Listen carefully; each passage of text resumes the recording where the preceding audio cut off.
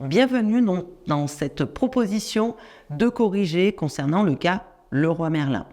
Donc, dans ce corrigé, je vais vous présenter donc 2 documents. La fiche d'appel téléphonique qui vous permet de préparer votre appel, la fiche de ce qu'on appelle le croc avec les différentes phrases que vous pouvez être amené à prononcer, et le 3e document qui est un exemple de simulation. Donc, je vais vous présenter un petit peu tout cela. Donc, dans la fiche d'appel de préparation, vous allez devoir donc noter, d'identifier la personne que vous contactez.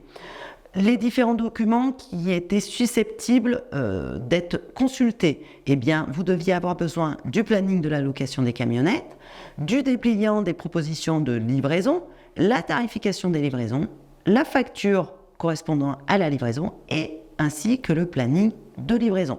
Donc, les différentes étapes de l'appel que vous devez faire.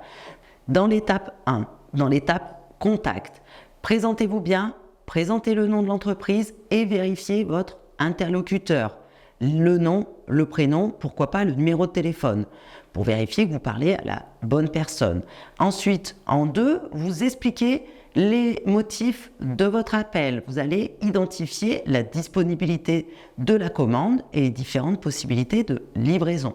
L'objectif, c'est d'échanger avec votre client sur les possibilités de livraison, sur le reste à payer et les différents frais de livraison. En conclusion, vous reformulez toujours, vous remerciez et vous saluez. À la fin de l'appel, vous finalisez les modalités de livraison.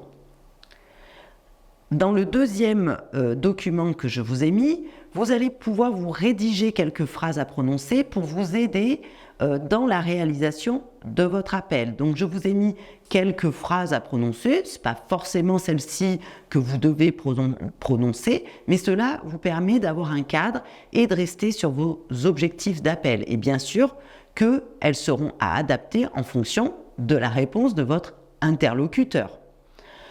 Et en 3e point, je vous ai mis un exemple de simulation que vous pouvez travailler avec un ami, un membre de votre famille pour vous aider à réaliser l'appel. Et donc là, vous aurez les différentes attentes de votre client. Qu'est-ce que le client attend de vous?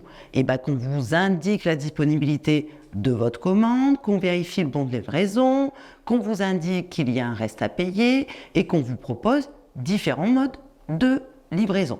J'espère que cette correction vous sera utile et on se retrouve pour un prochain cas.